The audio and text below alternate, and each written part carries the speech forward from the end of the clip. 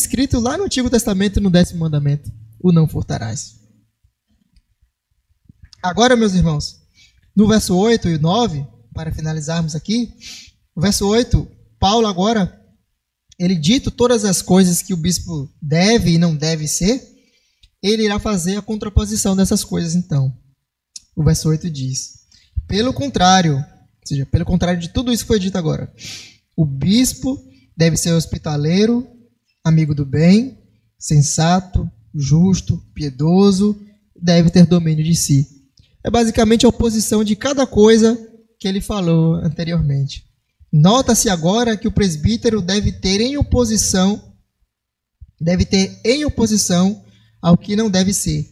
Apesar de parecer evidente, o apóstolo faz questão de escrever para que não restem dúvidas ou questionamentos futuros sobre os requisitos. Veja, ele escreveu acima as coisas que o presbítero não deve ser.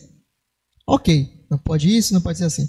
Aí, se ele parece por aqui, poderia surgir futuramente, ou até nos dias de hoje, pessoas falando, não, mas lá não está escrito que o pastor deve ser amigo do bem. Ah, não está escrito, não tem problema, não está escrito lá.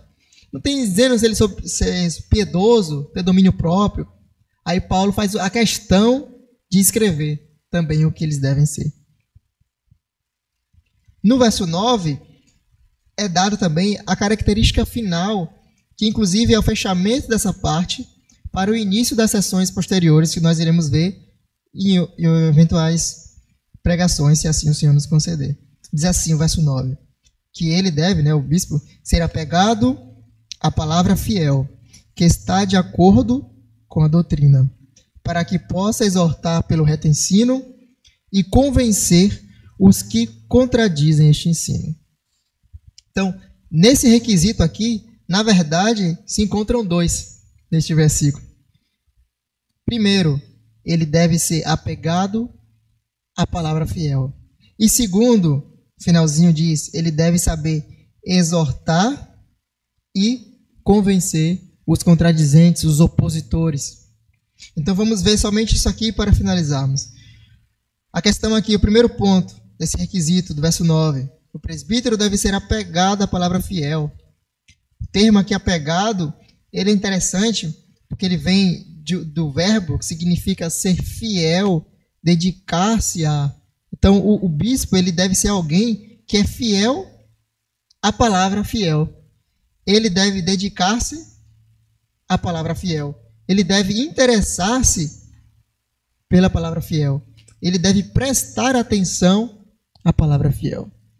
Então, quando vocês virem ou ouvirem aqui ou em algum lugar algum homem que se diz pastor ou bispo ou algo de autoridade, ele não é fiel ao texto bíblico, ele não presta atenção ao texto bíblico, ele é contrário ao texto bíblico, ele não se dedica ao texto bíblico, ele não pode ser considerado pastor por vocês e nem por mim.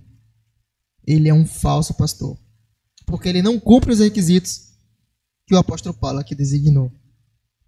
Assim sendo, o ministro que não se dedica às escrituras não pode ser ordenado e nem seguido, que é infelizmente o que acontece hoje. As pessoas veem muitos falsos pastores na internet ou na nossa sociedade, na nossa cidade, mas acabamos, mesmo que a gente não vá lá na igreja deles, mas de uma maneira ou outra acabamos seguindo eles, ou admirando, ou falando alguma coisa, ou recompartilhando algum vídeo. Nós estamos dando aval e apoio a essas pessoas para continuar no seu caminho equivocado. A segunda coisa, então, que Paulo diz aqui é que o bispo ele deve exortar e convencer os opositores.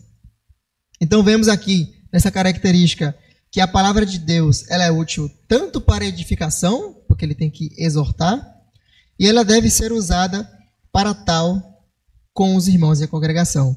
Está escrito em Atos 17, dizendo: ora, a igreja de Bereia, estes de Bereia eram mais nobres dos que os de Tessalônica, pois receberam a palavra com toda a avidez, examinando as escrituras todos os dias para ver se as coisas eram de fato assim.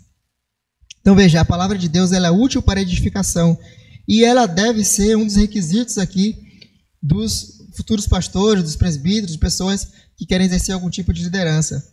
Ele deve, como eu disse, o verbo utilizado, ele deve ser apegado, ele deve prestar atenção às Escrituras para ver se o que ele diz está de acordo com as Escrituras. Esse deve ser um anseio da alma dela.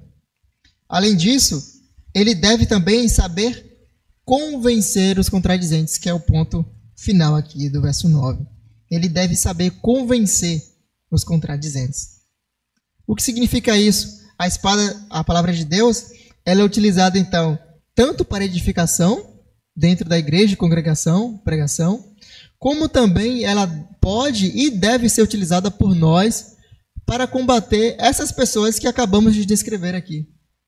Como é que nós vamos fazer para eliminar dentro da sociedade brasileira que se levantem pessoas com essas características no nosso meio, nas nossas igrejas? É exatamente sabendo convencer os contradizentes.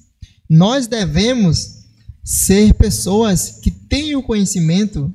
Não estou falando de você fazer um curso de teologia, se quiser fazer também, não é nenhum problema, mas você ser engajado nas Escrituras, apegado às Escrituras ao ponto de você conseguir, no mínimo, eliminar aquela centelha de mal que está vindo na sua direção. Poder ensinar e levar pessoas a retornar às Escrituras, a Cristo. Muitas das vezes nós conhecemos pessoas que estão visitando outras igrejas, estão aprendendo ensinamentos estranhos em casa, no trabalho, na faculdade, nas ruas, e